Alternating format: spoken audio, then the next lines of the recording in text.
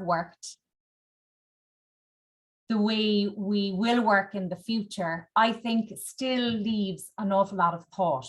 We at Otonomee have put a huge amount of thought into the way that we operate, but we are still doing that. We're doing it on a day-to-day basis. And I really think, that the title of this presentation, The New Hybrid Workplace, is very interesting, because I really feel we've only, touched the tip of the iceberg in what is yet to come.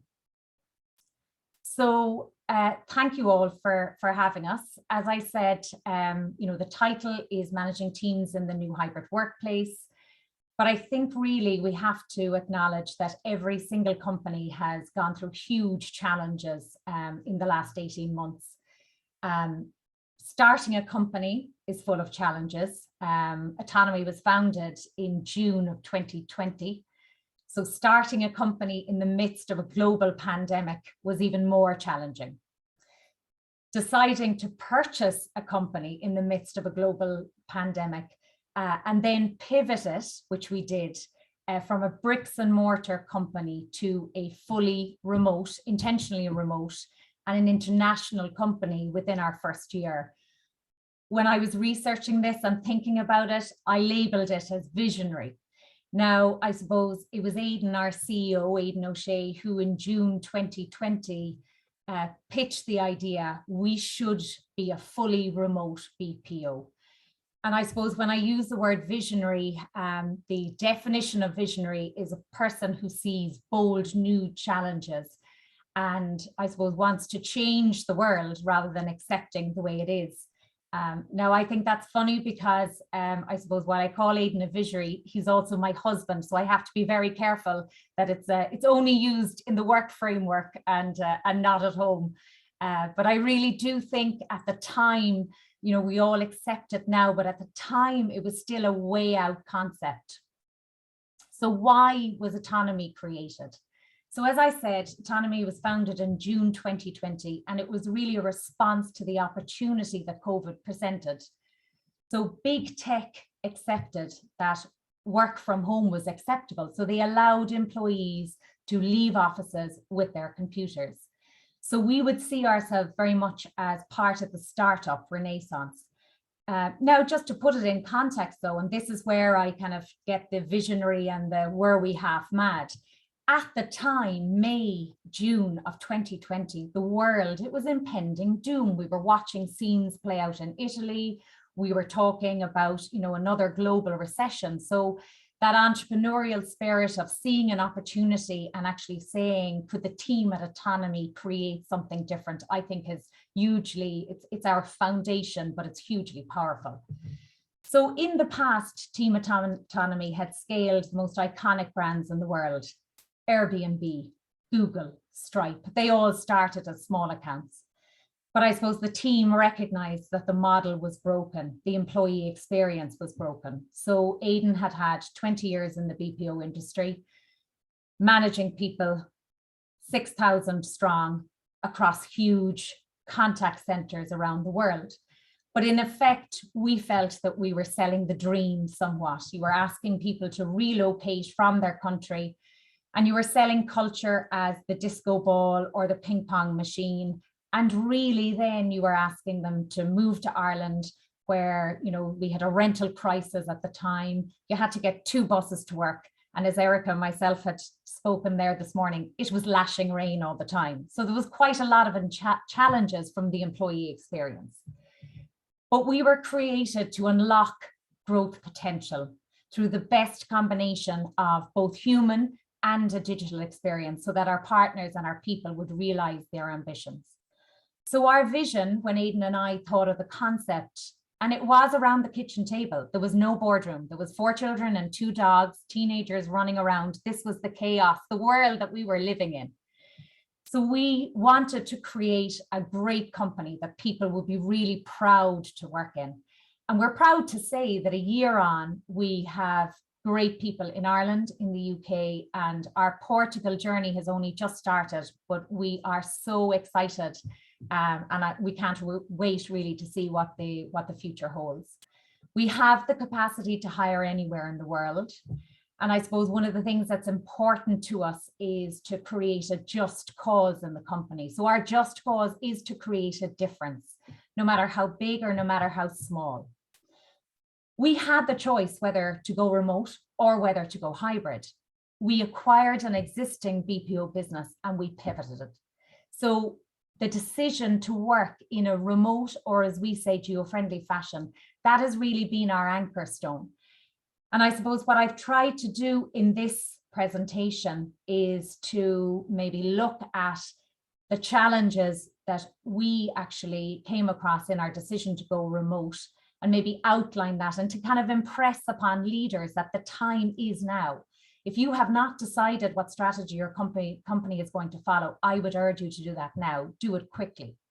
We made the decision early on, as I said, June 2020, around the kitchen table, whether visionary or half mad. Aidan said we are going to be fully remote. Remember, that had really never been done. You didn't get fully remote business process outsourcing companies. But we felt the industry was ripe for disruption, and we were hoping that big tech would continue to trust. So why remote or why hybrid?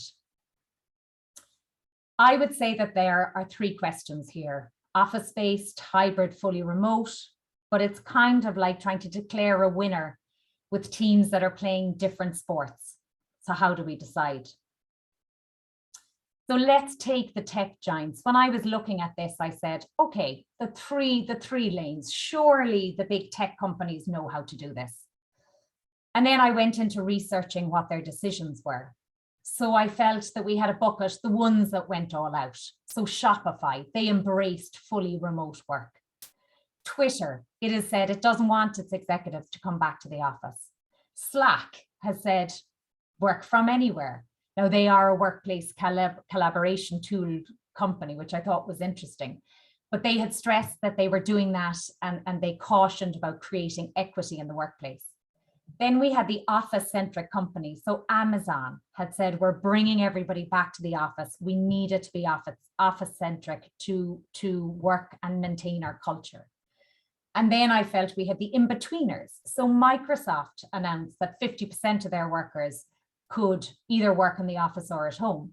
And Facebook, and we all know the kind of the crisis that actually happened there in terms of their PR around it. Initially, they said senior people or more experienced people could work from home. And then they wrote back and said, okay, if your job allows, and we will also give this 2-week working vacation anywhere in the world.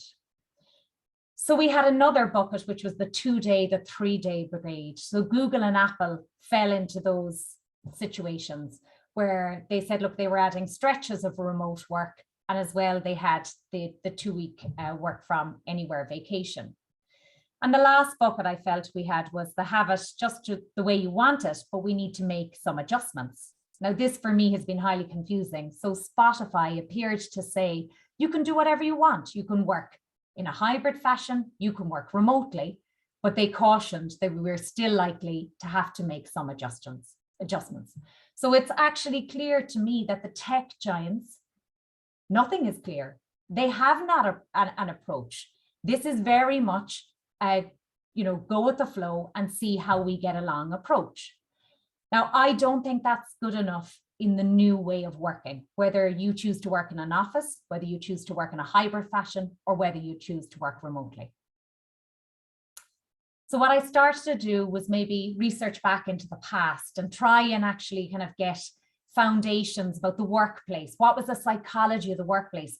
Why, for years, did we feel and view the office as the best place for us to work? And I, in my research, discovered that the 1960s really changed the way we worked. Offices were designed around a cubicle, and that was all around this kind of like push for privacy. Privacy was the driver in the way we worked. But then obviously economic boom led to cubicles becoming smaller and smaller and smaller. And then we had this open floor contact center. And we all just kind of went with it and thought that, that must be the best place to work. But when you look at the time scale, from the 1960s, we moved to the 1970s, where telecommuting was the order of the day. It was coined by a NASA engineer, Jack Nils, who actually thought that maybe if we created satellite towns, we could cut down on oil consumption. It was a reaction to the 1970s oil crisis. He also promoted remote working during the 70s and actually coined the phrase. In 1979, 5 IBM employees were allowed to leave the office and work from home as an experiment. By 1983, there was 2,000 IBMers working remotely. And in 2009, IBM reported that 40% of its employment had no offices, its employees had no offices at all. Then we saw in the 1980s, we had personal computers, we had the 90s, the advance of email. But we look on the language that we're using now, we still use the language of the war on talent. However, this actually was coined by McKinsey in 1997 in reaction to, I suppose, the flood of employees and the lack of talent that was there, at the baby boomer stage. So we look then to the year 2008, and that was the shift to mobile and co-working spaces. So it became obvious after the financial crisis. So there was more technology startups. There was also a broader proportion of the workforce that were able to actually leverage mobile tools. So co-working emerged, the workspaces, the leases were shorter, they were more affordable, the spaces were more open, and they were actually shared by communities of newly independent workers and of startups. Your network could be carried around in your pocket or your laptop, and so the use of your workspace could be purchased then as a temporary service. And then we look to 2013 when the forerunners of the remote cause, Yahoo and IBM, they shut down their remote arms and they pulled back totally to the office. Then obviously COVID hit. So in 2020, we had what we know now as the remote work revival. It became the norm, but it was reactionary. We were doing it because we had to. 2021 has been a huge year in the workplace. So it's called the human connection culture that has emerged. So new research has actually shown us that loneliness is on the rise, and we get that. Accenture has said that the next pandemic will be a mental health crisis. So we've had a rapid rise of technologies, not only in business, but look at schools and education, e-learning.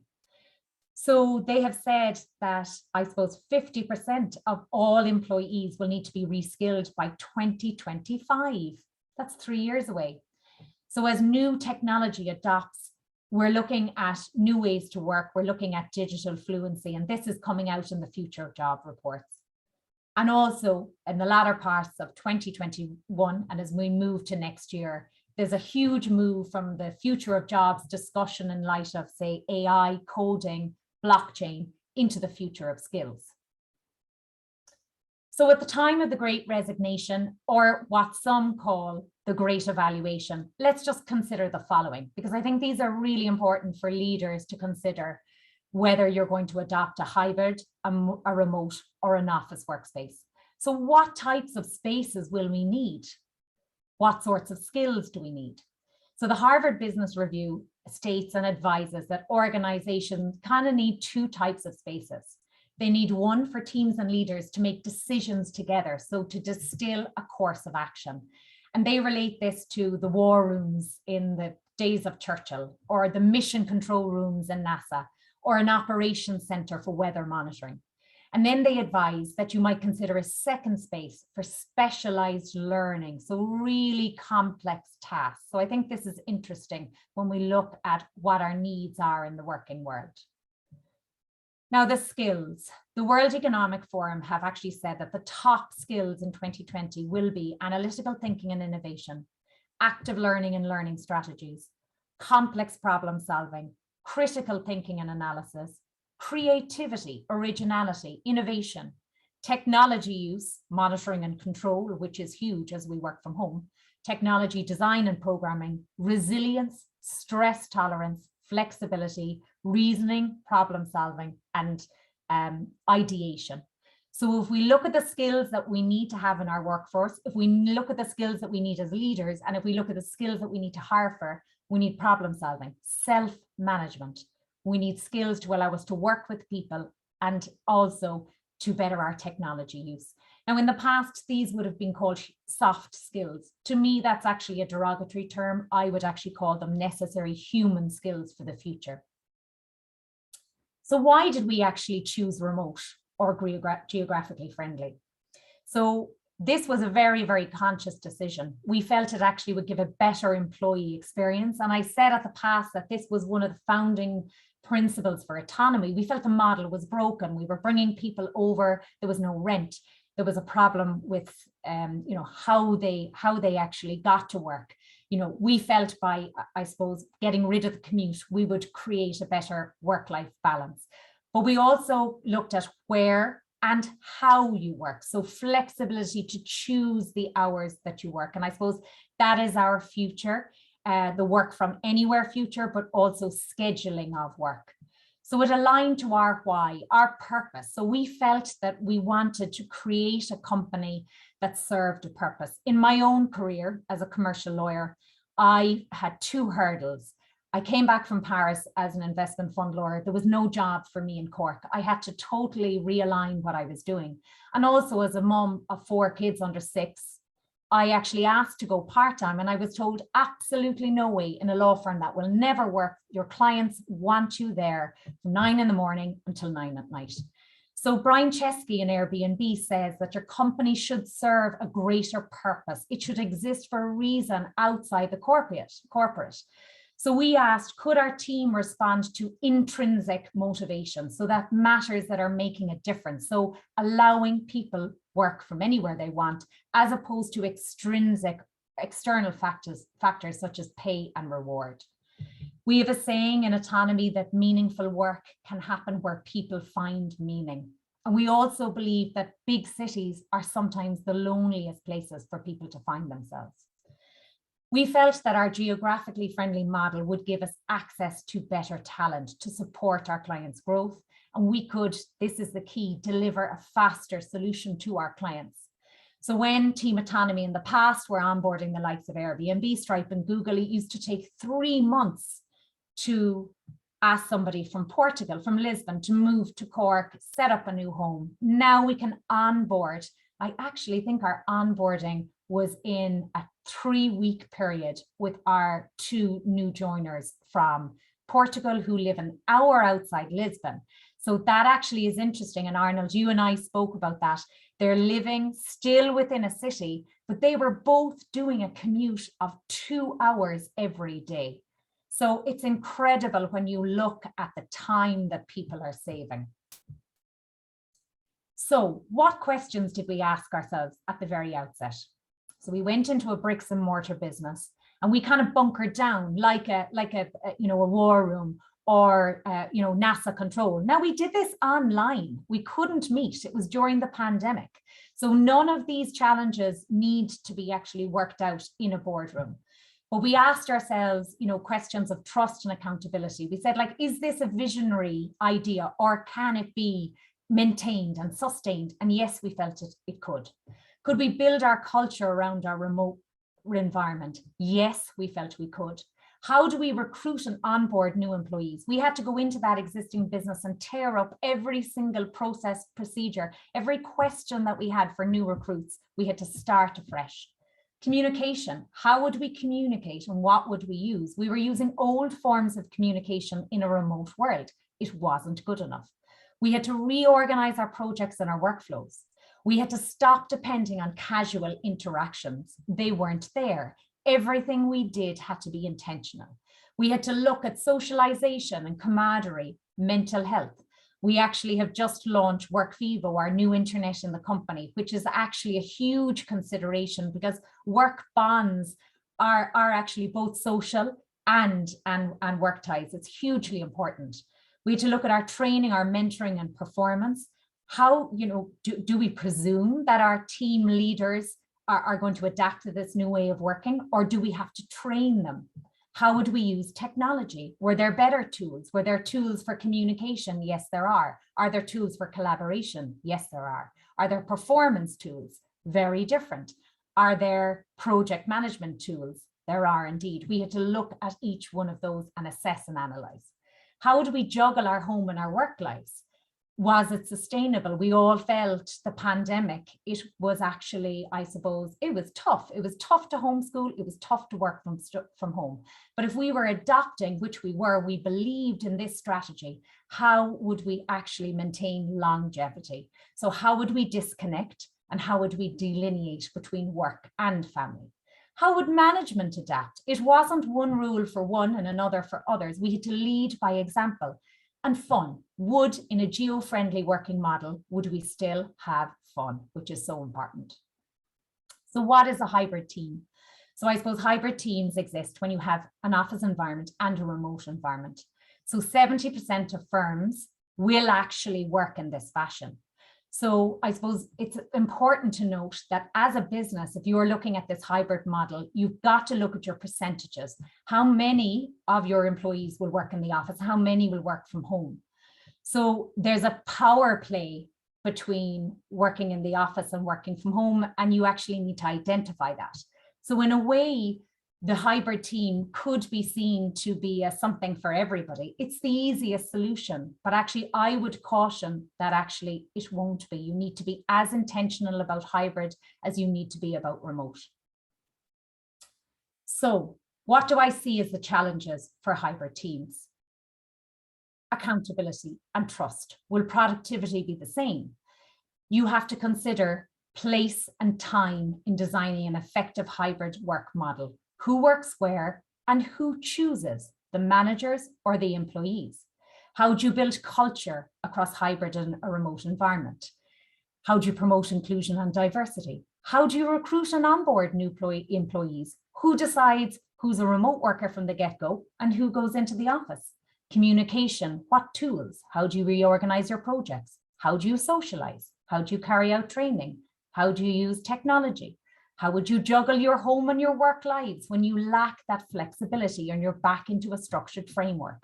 Where do management fit in? If Mr. Hines is not allowed to sit in that corner of his office on Wednesdays and on Fridays and he's asked to work from home, will he be happy with that? And fun, how do you ensure that both teams have the same fun, when there isn't a preference for the office or the remote environment? So I'm wondering, is there a similar thread here? So it's clear that to figure out how hybrid works in your organization, you need to ask the right questions. And it's interesting, we all go back to Einstein. He said, if I had an hour to solve a problem in my life, I'd spend the first 55 minutes determining the proper questions to ask. And once I knew those questions, I would solve the problem in 5 minutes. And that to me is key. We've got to sit down and identify the questions. So what I would advise would be the challenges and the questions need to center around your jobs and your tasks within your organization. What do you do? What are the jobs? What are the tasks? What are your employee preferences? Now, this is an interesting question, and I'll get more into this part in a second. Look at your projects and your workflows. Look at inclusion and fairness. So we may think that letting your employees decide where to work is the right way to go. And at Otonomee, we actually buy into treating your team like adults. We love it, but I would caution this because Stanford in the remote hybrid, in the hybrid model, I would caution it because Stanford has actually just come out to say that they're changing their assessment because of two things, inclusion and diversity. So we take Glowfox, which is a hybrid company. Their communications were based all on office comms, but they actually felt it was leading to huge inefficiencies in the business. You had massive information gaps, massive confusion. It was slowing down projects. It was ineffective meetings. They were wasting valuable time, very little achieved, and the remote employees were feeling isolated and lacking motivation. So Glowfox, even though they were a hybrid company, they actually changed all their comms to remote first. Diversity, another point. Figures show that even in, say, the US, and it would be the same in Europe, mothers and fathers have different ideas about work from home. 50% more women with young children would like to work from home than men. So will the office, if you allow employees to decide what days they work at home and what days they work in the office in a hybrid workplace, will it be full of young men and women and older management? A dream for some, you might say, but not very good for diversity across the business. And I suppose I would caution as a woman and being very, I suppose, strong and interested and engaged about promoting women in the workplace, that in Silicon Valley, there have been rumors to say that the hybrid workplace, if it's not orchestrated with diversity in mind, women will become the unseen and the unheard. So what would my tips be to transition from, I suppose, or to decide whether you'd move into a hybrid workplace? Be intentional, ask the right questions. So as leaders, we need to focus and leave nothing to chance. Bring trust to the fore, but consider inclusion and diversity. So hybrid environments reward employees who think and act from their own back. They actually are able to organize and coordinate across a complex structure. They're able to establish their own trustworthiness when they're working in the context of low visibility. And this is key. In a remote environment, we trust in autonomy that our employees, our people, are working from a place of accountability. But I suppose then in a hybrid workplace, you're actually you could be bringing presenteeism and then having to depend on trustworthiness when you're looking at your remote employees. So I would say invest in upskill is the second point. Develop your leadership skills, your EQ, your resilience and creativity. It's a source of power to be able to navigate the hybrid world. On the other hand, employees who are less effective in these areas, the areas that the World Economic Forum have actually outlined, they will struggle to work in a complex system. So they need nurturing, and we all need to be trained, and managers need to watch out for those employees who are struggling. So the hybrid model, we would say, demands nearly more from employees than a fully remote or a fully office setup, because it demands them to be ambidextrous. They have to navigate between two worlds, and that is very challenging. Create a communications charter. This is hugely important in any company. And we've seen the example of Glowfox, that even though they were a hybrid workplace, they actually adopted a fully remote communications culture. So we have adopted that in Otonomee, but we have scrutinized every need to communicate across our business. What is your communication etiquette? Don't assume that everybody in your organization knows. It's also extremely important to instill that in your new joiners, because as a startup company, everybody around the table might at the very beginning have a communication etiquette that is aligned. But as you scale and grow, as you move, into different countries, will that actually be carried throughout your organization? It won't if it's not intentional. So look at your technology and look for help there. As I said, there are very, very different tools for communication, for collaboration, for meetings. We've also said, pick up the phone. Sometimes we're all, conditioned to think that everything should be now on a video, it should be in Teams, but sometimes an 8-minute phone conversation can be defined as a really good communication with somebody, whereas the minimum you'll actually pencil in a Teams for will be 15 minutes. At Otonomee, we've kind of rolled back to make our meetings shorter. We're conscious that there will be burnout if we go back to back through meetings. I think that's, we're all conscious of that. Hire for a growth mindset. So this is one of our founding principles, I suppose, at Otonomee. It was first developed by Carl Dweck, who was a Stanford professor, and Microsoft really harnessed this. But we really would see that it's the path to innovation. So what is a growth mindset?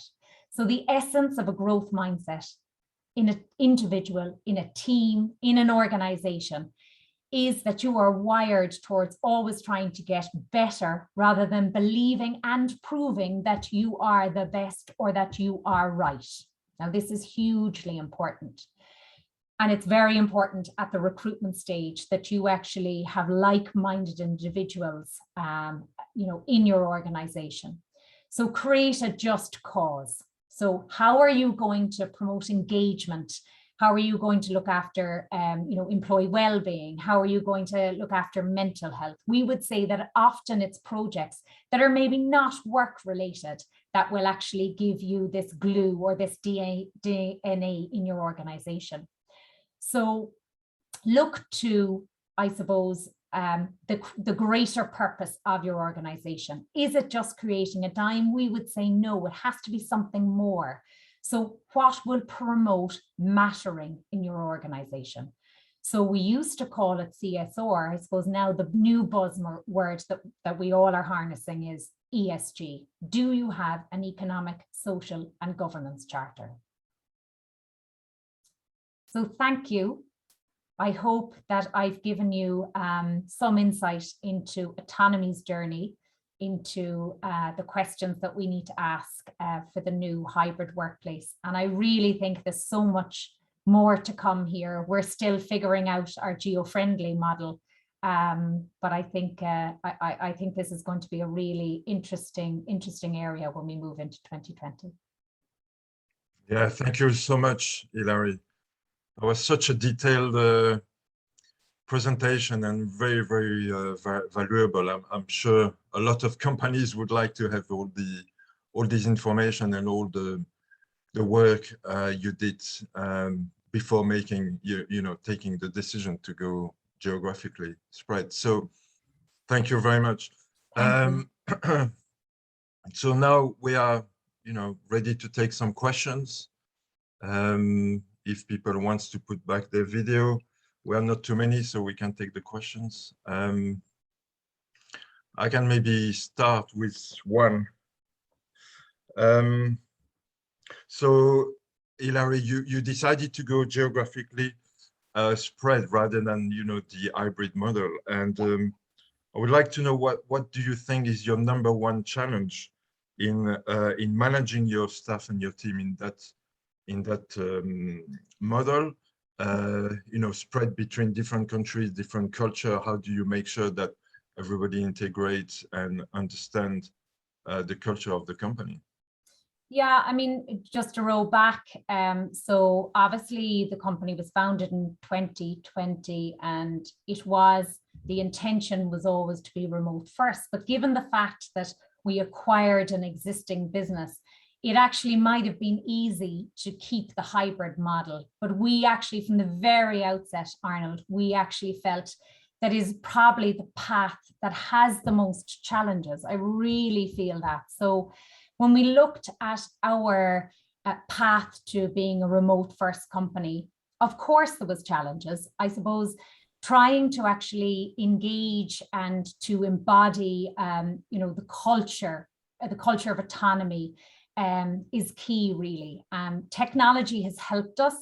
I think one thing to point out, and I haven't alluded to it in my presentation, is that just because we're remote or geographically friendly does not mean that we are not considering meeting up. So meeting up, having face-to-face meetings and connections with people is hugely important. So in no way, when you adopt a remote first policy, have we ever said at Otonomee that there are not reasons that we will see to bring us together. In fact, as I outlined there, it is critical in the way we work that we do come together to brainstorm, that we do problem solve together. And we have done that. We have broken up groups, groups of 20, and we have met. Our intention probably would have been to meet more, but there are a lot of companies out there that have interesting ways of dealing with it. Like Shopify, for example, is a remote first company. They don't have any office, but they hire hotels, and they actually hire them maybe for a 3-day period. They work, they train, and they actually develop culture, in that manner. We do the same for training. We hire hotel rooms, and we actually, we meet and we brainstorm. That is hugely important. We intend, to do that. Even our setting up in Portugal, Arnold, as you know, I was out in Portugal 2 weeks ago, meeting members of the IPBN, meeting people on the ground. It's hugely important that we meet face to face. There are companies like GitLab who actually are remote first companies who have really, I suppose, they have paved the way in how you work in this environment. But one of the things that they do is they promote, I suppose, informal connections, right? So we would do that in Otonomee as well. Once we're, rid of the kind of the weight of the pandemic, if you're working in West Cork and a colleague is working in West Cork, we want you to meet up. That will promote culture, and that informal connection, is so strong. And one of the things I feel very passionately about is, there's a lot of discussion and kind of backlash that, if you move from the office environment, that you lose this water cooler effect. Now, I would actually challenge that, and I think anybody at Otonomee would as well. And I would actually ask, show me a business whose strategy has been, devised and rolled out at the water cooler. Because if that's the manner in which you're rolling out your strategy, I wouldn't have much faith in your business. So we would actually see everything we do in Otonomee as being hugely intentional. It requires you to be diligent, even the way you work, even the way you manage your life. It's very easily to slip into bad habits. You've got to be intentional about having a dedicated workspace, having a confidential workspace. We at Otonomee professionalize the work from home. So you have to have a separate space that is work related. And I suppose, we're not saying that people can't live in apartments and combine work and living, but what we're saying is that, no, it's not good enough to actually live in a house with 20 people and, to have broadband glitching. There are minimum requirements because we're a serious company. We support, scaling tech companies, and we have, a duty and a professional relationship with them to deliver. So all these things they're hugely important, really, and we've been intentional. We have asked the questions, and I suppose maybe from my presentation you might see that I think the hybrid model, I think leaders are going to even have a tougher challenge than the office or fully remote. Okay, great. Arnold, I have a question. Sure.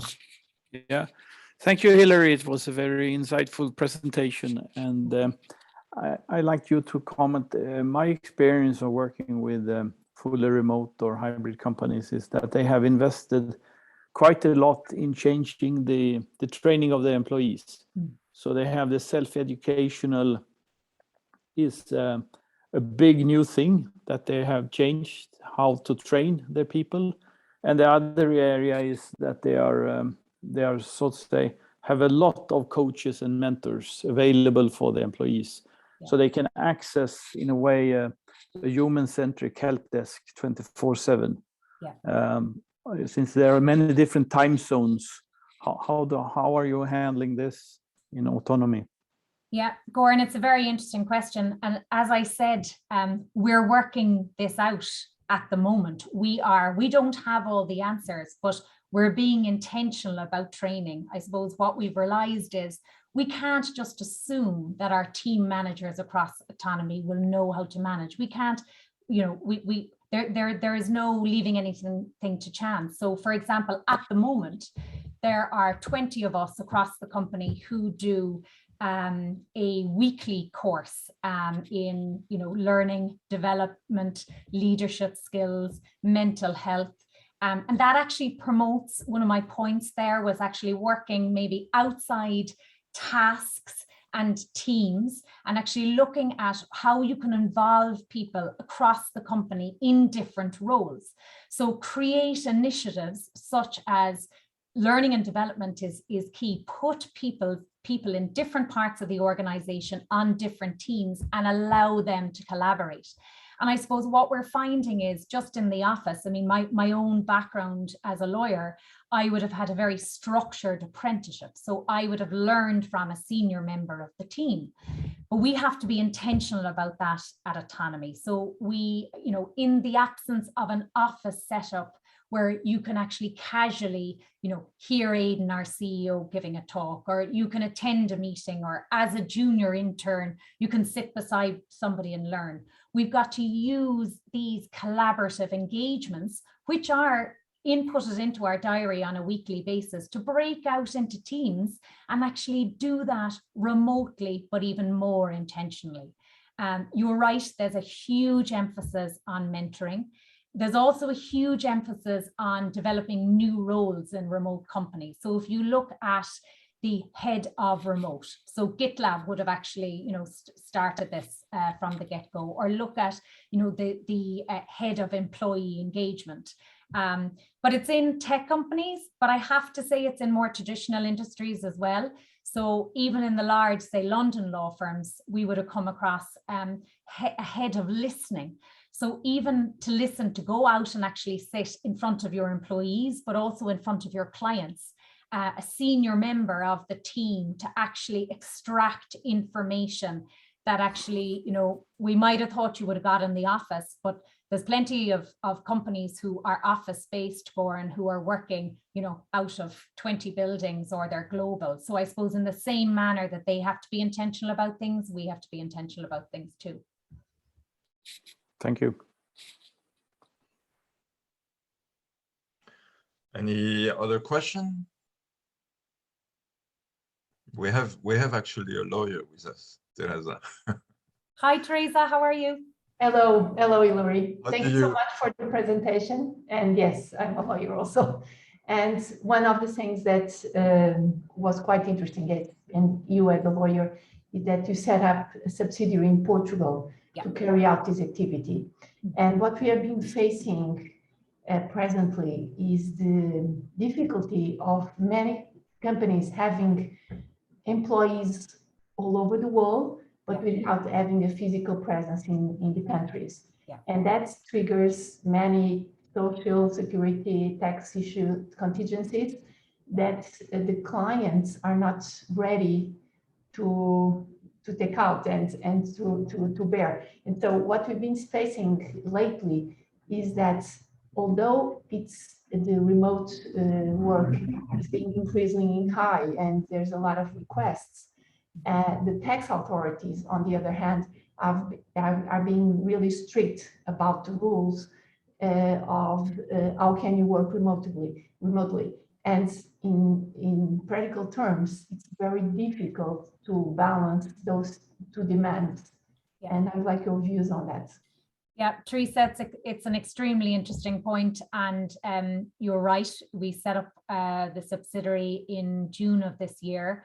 I have to say it was an extremely positive experience. Banking has been delayed. I mean, I think across all of Europe, there have been delays, but in terms of, I suppose, the tax and legal structure across Europe, you're very right. When we were in COVID, a lot of the regulatory bodies, the tax authorities turned a blind eye, and the large companies as well, the multinationals. They found that their workforce was distributed all over the world, and they had actually no idea where they were, because people had just decided informally to leave, or they had been stranded without being able to return home. And I suppose in a way during the pandemic, there was an amnesty in some respects from the tax authorities, looking at where people were domiciled versus the actual country, as listed in their employment contract. But as you rightly said, that environment now is shifting. So we are, I suppose, in Ireland, we are waiting for confirmation. We still, and a lot of jurisdictions are like this, that we still haven't got, I suppose, the direct message on where we land. But we're also conscious of autonomy, that in order to attract the best talent, we have to discuss and allow, when we want people to be mobile. So at Otonomee, we have just announced a mobility policy where we actually have 3 tiers to that policy. First of all, we will allow people to move within the country, that is governed, their employment contract governs. So for example, you can move around Ireland for a period of time. We feel this actually promotes the combination of kind of work and family life. Now, obviously, we're fine in terms of tax and legal, in that environment. At the same time, we have duties in terms of our health and safety, in terms of our insurance, in terms of looking at ergonomics, and actually being sure that actually if somebody transfers for, a 6-week period to work someplace else in Ireland, you know, are we actually true to our customer, which is actually the first thing, and are we actually minding our employees? So, you know, everything to ocular health, to, you know, transporting of equipment, you have to go into logistics, IT, broadband capabilities. And then I suppose when we look outside that, we kind of look to maybe moving maybe internationally. We have said for a 60-day period.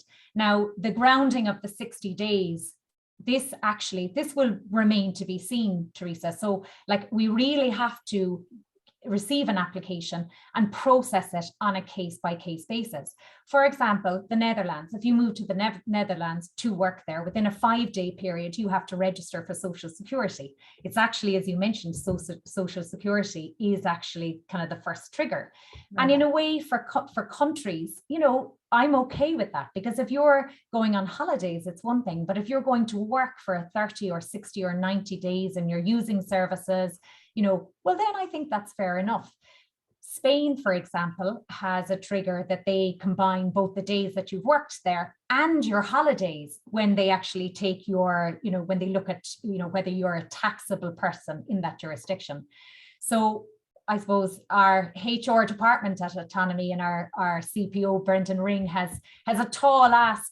You know, we want people to engage with this policy. We actually feel that it will actually give this will be kind of, this is something that we want to be a success.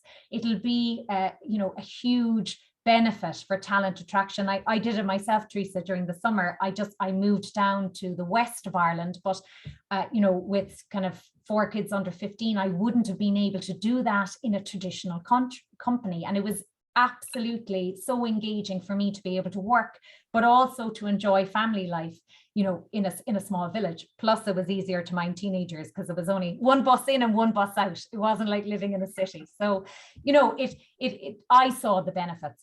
I suppose ultimately at Otonomee, we would love to move, and this is what we're investigating. This is what I want to I suppose emphasize. We would love to move, you know, to a work from anywhere future, but obviously it's enormous, as you say, because you have to be mindful of, you know, tax implications for the corporate entity and tax implications also for the employee. Obviously, we have our subsidiary, we have our base in Portugal, and maybe our strategy, you know, we will set up other subsidiaries around the world, but we really want to, you know, promote and ingrain Portugal as part of our culture. And we want to facilitate our people in Portugal moving to Ireland and our people in Ireland or the UK moving to Portugal. Of course, you have Brexit complications, you know, then you look at the Schengen area. So you're right, maybe in time, Teresa, we'll have a team of lawyers and HR, you know, professionals just handling our mobility policy, but it's something that we're really excited about. The easier alternative would have been to say, oh no, it's too much work, it's too difficult, you know, the environment, you know, we're waiting for guidance, but we haven't done that. We're working within the framework as we know it, and we want our people to avail of it. So you had to open a company in Portugal for people to work in Portugal? Well, we actually didn't have to, Arnold, as in we have the facility to hire globally. There are a lot of third-party employers of record that you can use to facilitate that. But it was a strategy decision that we wanted to focus on Portugal. We spoke to an awful lot of companies who had a brilliant Portuguese experience. You know, Global Share is another huge Irish success story. Arnold, you connected me with them, but you know, they you know, have 70 people, I think, in Lisbon and 10 in Porto, and you know, culture was huge for that company, as it is with us. And they actually felt that, I suppose, they had such a positive experience. I think the Portuguese and Irish people are very aligned. We have very similar views. There's so many positives with Portugal in terms of the talent, the language, diversity of languages, software development. I mean, Ireland, we've talked about, you know, Albufeira, we've talked about Coimbra, just, I suppose, the university setup, and it also is a kind of a startup eco-climate. There's a lot of people who would say it's the new Silicon Valley. Lisbon is becoming, a really hot zone for startups. So look, besides from the fact that we love Portugal and it's a beautiful country to visit, just in terms of embodying our culture, we're just really excited to have been joined by our two team members this week. So it's hugely exciting. Excellent. Very, very good. I don't know if anybody, Philippe, do you want to say something or no? Okay. Yeah, I had other questions, but I think that's we will leave it here. I think. I mean, that was amazing. I really enjoyed very much. Thank you so much, Hilary. The presentation was so in detail and insightful with lots of information. So we will be sharing. I mean, we had 25 people registered, so I was expecting a little bit more people, but people are very interested, and we will share your presentation and all your experiences is really, really valuable, and we'll certainly see each other in Portugal and in Ireland. Absolutely. So, and it did surprise me, Arnold, when I thought the large tech companies would have this worked out. I really did. I was kind of searching. I was saying, I hope somebody has gathered this information. Where can I find the kind of setup of what everybody has done? And I struggled to find it. And then I was even more, I suppose, shocked that actually policies are kind of quite loose, and companies, large tech companies, seem to be saying we'll work this out over time. I mean, I think the Japanese have come more to the forefront. Like Fujitsu, I couldn't believe they had 80,000 people working remotely at one point during the pandemic, which for Otonomee, I mean, we shouldn't be scared. Paul, Jessica, Corinne, I can see colleagues on the phone, but if you're managing 80,000 people working remotely, but they have redesigned their offices. So they have come up, you might have read about it, they've come up with this, frontierless office where they really look at how they're working, and they've set up designated spaces for collaboration or task-oriented, or, meeting clients. But they've gone into the kind of, the actual design sphere. There's companies in Norway, there's Equinor, a company who's drilled down into assessing their employees and giving them 9 different personas and actually identifying who might be better, who might be better in the remote world and who might be better to work in the office. So, I mean, there's an incredible learning in this, but it just shows the work that companies are putting in between redesigning bricks and mortars and maybe getting teams of psychologists to come in and separate your employees into 9 different personas. So I don't think it's good enough to say, oh, I'd like to work in the office Wednesday and Friday, or everyone will decide, oh, I'll work from home Monday and Friday, and I'll go into the office because I just want to get a nice lunch Tuesday to Thursday. It's not as simple as that. So, I mean, what I'd love to hear, if anybody is on the cusp of making those, key decisions, maybe in 6 months' time or a year's time, we might hear from somebody who had to make those decisions, and we've made ours. It was brave, as I say, visionary or half mad. We made it. I think that's the first step. Make the decision. You're probably you will be learning along the way. I mean, this is something which has to be adaptable, and which will change. But maybe you have another business there, Hilary, as a consultant to all those companies who don't know, who don't know exactly which model they should do. Well, as I say, we don't have it all covered, but we're asking the right questions. We're continually refining and reassessing, but we're being intentional. When we make a decision, we're being intentional and we're following it through. So I think we've achieved a lot, since the kitchen table and the madness of June 2020. So how many employees have you got now? We've got 71. We've got 71. Yeah. So, but look, we hope to double our numbers year on year, and we would see huge growth in Portugal. So, I know we're all looking forward to availing of our mobility policy and working somewhere else for for a period of time, and I think Portugal will be well received. Okay, great.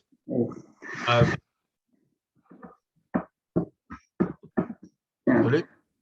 No, Thank you, just saying congratulations to Hilary. It was a great, very informative presentation. I really liked to see all of your views and the way that you've studied well, the way that you've prepared well your questions, like you were saying. And yeah, real congratulations. Best of luck for the future. I'm sure that you won't need luck because you have it all figured out. Well, not quite, but we have a great team. We've done this before, and we're doing it in a different fashion, but that's the challenge. And as I said, thank you, Philippe, but ultimately it's really, trying to create a great company that people are proud to work at and trying to make a difference, and I think we're all aware of that. So that's key for us. But thank you for your kind words, and hopefully I'll get to meet some of you when we attend the in-person events. For sure. Yeah, absolutely.